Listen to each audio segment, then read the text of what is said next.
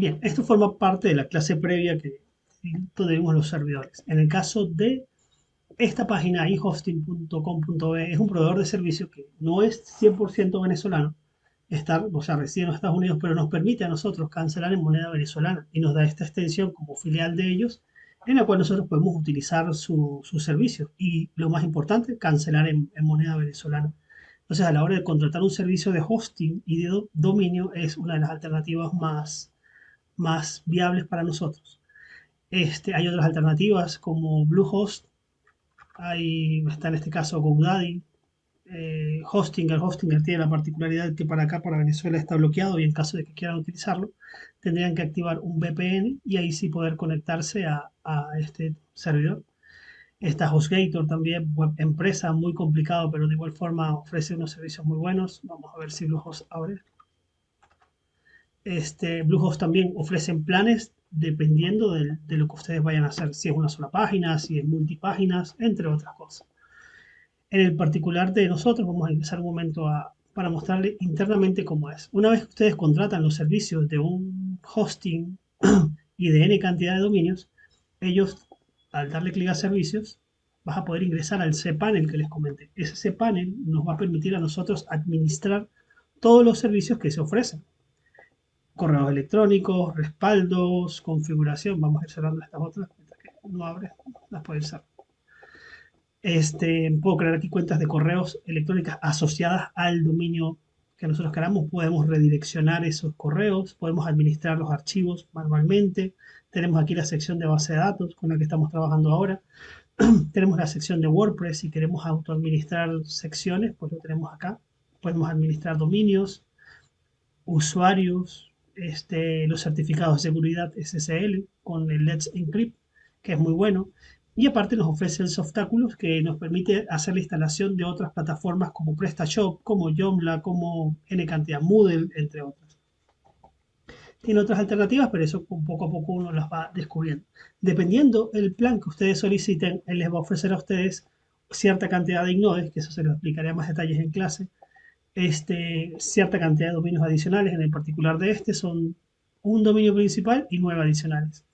El uso del disco, cuánto espacio puedo utilizar, el uso de base de datos, de igual forma, base de datos en Postgres, cuánto puedo consumir de banda ancha, cuántos subdominios puedo ir creando, cuántas cuentas de correo, que en este caso son ilimitadas, entre otras cosas, que va a depender, vuelvo y repito, del plan que ustedes soliciten. Mientras más servicios tengan, más costoso va a ser el plan. Hay algo que me interesa que conozcan de esta parte de acá, es que esta sección del WordPress es simplemente darle un clic y ya van a tener el WordPress instalado. Para efectos de creación de páginas web es muy, muy práctico porque pueden tener ustedes páginas web de una forma inmediata. También les comenté que existía otro que era un poquitico más engorroso que se llamaba Plesk. Plesk, acá lo tengo, es otra cuenta.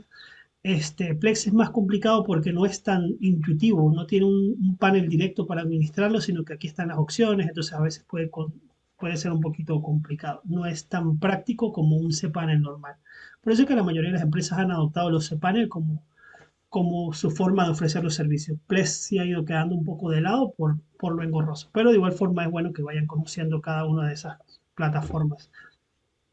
Aquí voy a ingresar un momento al administrador de archivos para que vean que funciona como un administrador de discos en su computadora.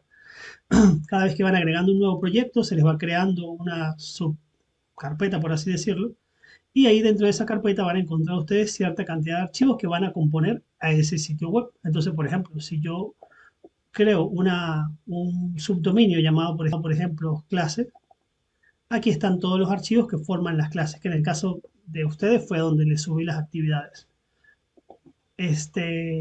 Aquí van subiendo y van administrando todo esto como si fuera un administrador de archivos. ¿Cómo crean la carpeta principal? Cuando ustedes agregan un dominio, aquí se crea por defecto la carpeta principal y pueden administrarla en función de lo que ustedes quieran ir haciendo.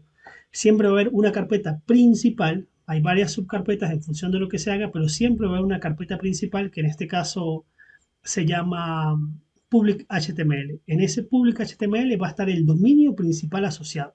Y cada dominio que ustedes agreguen se crean carpetas adicionales. Bien, de igual forma vamos aquí a la sección de tools y veamos lo de la base de datos. Aquí hay un PHP MyAdmin similar al del localhost. Este PHP MyAdmin me muestra todas las bases de datos que están alojadas dentro de mi hosting. Entonces, si yo aquí voy creando nuevas y nuevas bases de datos, pues él me las va a ir mostrando acá. Tiene una particularidad que no se crean las bases de datos como se crean en el localhost, que hay aquí una opción directa para crearla. Se tiene que crear de otra manera. Aquí es un poquito distinto la forma de crearla, pero la forma de administrarla o la forma de cómo funcionan internamente es exactamente igual. Tengo por ejemplo, vamos a tomar este de ejemplo y vamos a crear una nueva tabla. Aquí abajo le colocamos el nombre, la tabla se va a llamar estudiantes. ¿Y cuántas columnas va a tener? Va a tener 8 columnas. Disculpen, 8 columnas. Le damos crear. Igual como ocurre en localhost, voy a ir llenando estos campos para que él me vaya mostrando. Si yo genero el primer campo, ID, nombre, yo dije que eran 8, pero solamente voy a llenar 3 campos, pues no ocurre nada, los demás se eliminan. Si son campos enteros, si son campos carácter, la longitud que va a tener, y si es autoincrementable para que cada vez que se agregue un nuevo registro, él se vaya incrementando. Le doy clic allí. Y si no quiero agregar los siguientes, pues no hay ningún problema. Él los obvia y solamente me crea los 3 campos que necesito. ID, nombre y cargo. Hay algo que expliqué, que no sé si habrá quedado claro, que es la parte del autoincrementable. Al yo generar este campo como autoincrementable, él lo pone como un ID principal. ¿Qué quiere decir? Que cada vez que yo inserte un nuevo registro, ese ID se va incrementando sin necesidad de que yo lo toque. Por ejemplo, vamos a darle a insertar, no toquemos el ID, simplemente vamos a colocar aquí nombre, Pepe, cargo, no sé, obrero. En el siguiente, de igual lo dejamos vacío, nombre, María, y le dejamos de cargo secretario. Por ejemplo, le damos continuar para agregar solamente 2 registros. Aquí me hace el insert into, que es la sentencia SQL, y una vez que él lo inserta, si lo doy nuevamente examinar, aquí están los 2 registros. Y ya automáticamente me toma el 1, 2 y así sucesivamente. Cada vez que haga un nuevo registro me lo va incrementando. Así como funciona en el localhost, así funciona acá. Bueno, localhost.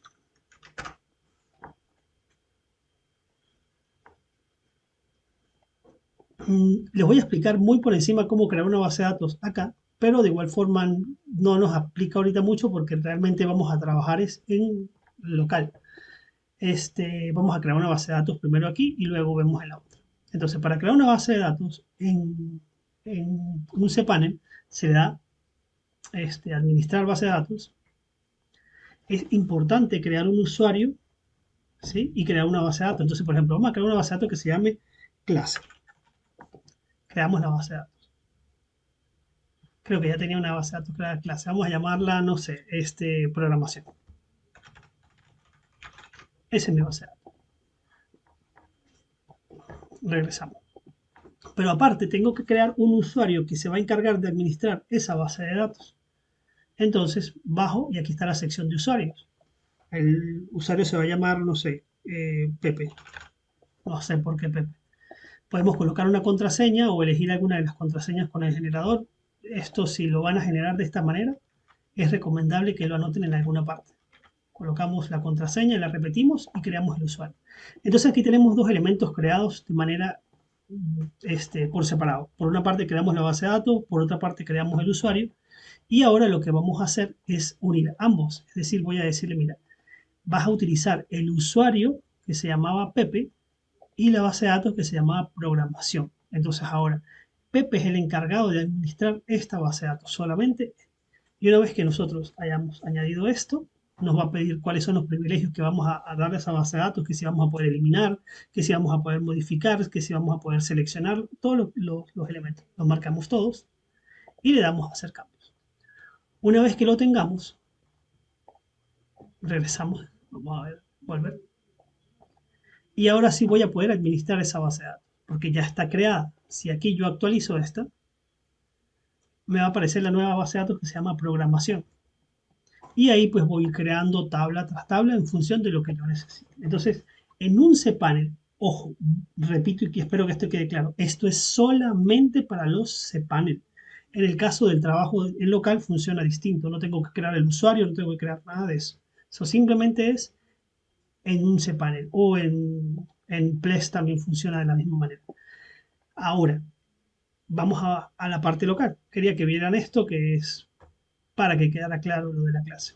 Entonces, a nivel local funciona muy distinto. A nivel local tenemos esta alternativa que dice nuevo. Vuelvo y repito, no van a empezar ustedes en sus casas a buscar cómo creo el usuario y cómo no. Cuando ustedes instalan SAM en sus computadoras, por defecto viene instalado el servidor y el MySQL y el PHP. Entonces, él les pregunta a ustedes de entrada, lo primero cuál es el usuario, por defecto coloca root, R-O-O-T, y la clave normalmente se deja vacía. Entonces ya por defecto se crea ese usuario. Aquí es simplemente, quiero una nueva base de datos, le damos a nueva. La base de datos se llama programación. Vamos a darle crear. Y ya tengo creada la base de datos programación. Y entonces ahora voy a empezar a crear las tablas, lo que les comentaba. Tengo un registro de estudiantes, vamos a colocar aquí la tabla de estudiantes. ¿Cuántas columnas va a tener? Va a tener 3, 4, 5, la cantidad que tenga. Continuamos. Aquí voy llenando el ID del estudiante, el nombre del estudiante y el cargo. Lo mismo que hicimos allá, aquí en local se puede hacer cargo. Si quiere que sea autoincrementable, le dan ahí y ya por defecto él lo toma como el campo primario y aparte de eso, el autoincrementable. Al momento que lo guarde, ya tengo mi tabla hecha y puedo darle aquí a examinar para ver qué es lo que hay. No hay nada, pero en insertar empiezo a insertar registros. A medida que creen proyectos, para cada proyecto crean una nueva base de datos. No es que en una base de datos van a crear, voy a trabajar el proyecto de las rifas, voy a crear el proyecto de las ventas, voy a crear el proyecto de registro de estudiantes. No, cada elemento es una base de datos. Ojo, repito, por ejemplo, una rifa. Una rifa tiene usuarios, tiene rifas, tiene tipos de rifas, todo eso conforma una base de datos.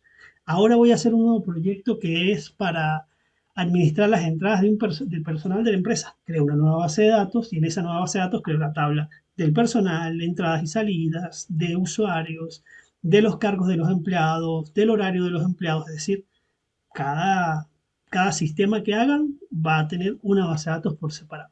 Y de esta manera, pues es la manera de que ustedes van a, redundando, de que ustedes van a administrar y a crear las bases de datos. Por ahorita, yo no pido que lo hagan acá. Yo lo que pido es que ustedes esto lo hagan en papel, que vayan definiendo cuáles van a ser los campos que van a conformar su base de datos. Y es una forma práctica de hacer esto. ¿Vale?